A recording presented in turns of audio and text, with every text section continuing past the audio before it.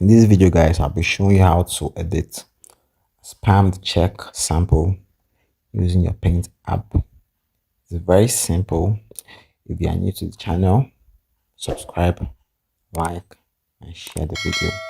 So basically you just need to use the select, paste and copy tool on your Paint app on your Windows PC.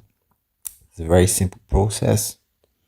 Basically just want to select region, copy and paste, select region, copy and paste.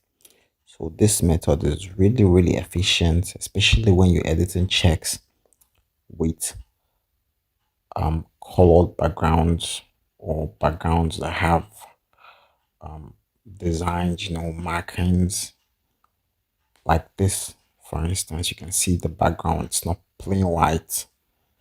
So if you're going to edit this check and you want it to come out perfect and professional, you do it how you see me doing it in the video, simply using the select, copy and paste tool in your Paint app. It's very simple, easy and straightforward.